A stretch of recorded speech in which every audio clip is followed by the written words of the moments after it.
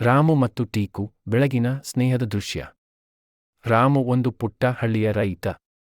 ಅವನ ಜೀವನ ಬೆಳೆಗೆ ನಿಂತ ಕೃಷಿಯ ಮಧ್ಯೆ ಸಾಗುತ್ತಿತ್ತು. ಅವನ ಪತ್ನಿ, ಮಗಳು ಮತ್ತು ಒಂದು ಪ್ರೀತಿಯ ನಾಯಿಯೊಂದಿಗೆ ಅವನು ಜೀವನ ನಡೆಸುತ್ತಿರುತ್ತಿದ್ದ. ಆ ನಾಯಿಯ ಹೆಸರು ಟೀಕು. ರಾಮುವಿನ ಬದುಕಿನಲ್ಲಿ ಒಂದು ಭಿನ್ನ ಅರ್ಥ ನೀಡಿತ್ತು.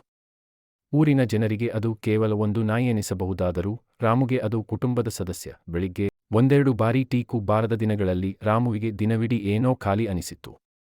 ಮಧ್ಯಾಹ್ನ ಬಿಸಿಲಿನ ಹೊತ್ತಿನಲ್ಲಿ ಟೀಕು ಹೊಲಕ್ಕೆ ಬಂದು ರಾಮುವಿನ ಕಾಲಿಗೆ ತಲೆ ಅಡಗಿಸಿ ಮೃದುವಾಗಿ ಕೂಗುತ್ತಿದ್ದ. ನೀನು ನದಿಯ ತೀರದಲ್ಲಿ ನೀರು ಕುಡಿಯು, ನಾನು ನೀರೆರೆಯಲು ಬರುತ್ತೀನಿ ಅಂತ ರಾಮು ಹೆಣಗುತ್ತಿದ್ದ.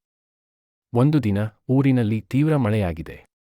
ನದಿ ದಡಕ್ಕಿಂತಲೂ ಹೋಗಿ ಹೊಲದಲ್ಲಿ ಕೆಲಸ ಮಾಡುತ್ತಿದ್ದ ರಾಮು ಮನೆಗೆ ಹಿಂತಿರುಗಲಾರದೆ ಕೊಂಚಕಾಡಿನಲ್ಲಿ ಸಿಕ್ಕಿಹಾಕಿಕೊಂಡ. ದಾರಿ ಗೊತ್ತಾಗದೆ ತತ್ತರಿಸುತ್ತಿದ್ದ ರಾಮುವಿಗೆ ದೂರದಲ್ಲಿ ಟೀಕು ಗರ್ಜನೆಯೂ ಕೇಳಿಸಿತು. ಮಳೆ ಬಿರುಗಾಳಿಯೇನನ್ನೂ ತಡೆದಿಲ್ಲ. ಟೀಕು ಧುಮುಕಿ ರಾಮುವನ್ನು ಕಂಡು ತನ್ನ ದಡವನ್ನು ಅನುಸರಿಸಿ ಮನೆಗೆ ಹಿಂತಿರುಗಿಸಿದ. ಅಂದು ರಾತ್ರಿ ರಾಮು ಮಲಗಲು ಟೀಕು ಪಕ್ಕದಲ್ಲೇ ಮಲಗಿತ್ತು. ಟೀಕು ಮೋಡದೊಳಗೆ ತಲೆ ತುಳಿದು ರಾಮುವನ್ನು ಕಾದು ನಿಂತಿದ್ದ. ಅಷ್ಟು ಪ್ರೀತಿ, ನಿಷ್ಠೆ, ಭಾವನೆ ಮಾತುಗಳಿಂದ ಹೇಳಲಾಗದಂತಹದು. ವರ್ಷಗಳು ಕಳೆದವು. ರಾಮು ವೃದ್ಧನಾದ. ಕೂದಲು ಬಿಳಿಹೋಗಿದ್ದು, ಹೆಜ್ಜೆಗಳು ನಿಧಾನವಾಗಿದ್ದರೂ ಟೀಕು ಮಾತ್ರ ಇನ್ನೂ ಎಚ್ಚರ. ಯಾರನ್ನೂ ರಾಮುವಿಗೆ ಹತ್ತಿರ ಬರದಂತೆ ನೋಡಿಕೊಳ್ಳುತ್ತಿದ್ದ.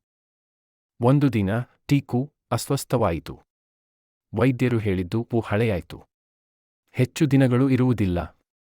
ರಾಮು ನಿಶ್ಶಬ್ದ. ತನ್ನ ಕೈಯಲ್ಲಿ ಟೀಕು ತಲೆ ಇಟ್ಟುಕೊಂಡು ಮಲಗಿದಾಗ ರಾಮು ಅದನ್ನು ಎಳೆಯದಂತೆ ಎದೆಗೆ ಕಟ್ಟಿಕೊಂಡ. ನೀನೇ ನನ್ನ ನಿಜವಾದ ಸ್ನೇಹಿತ ಎಂದು ಕಣ್ಣೀರಿನಿಂದ ಹೇಳಿದ.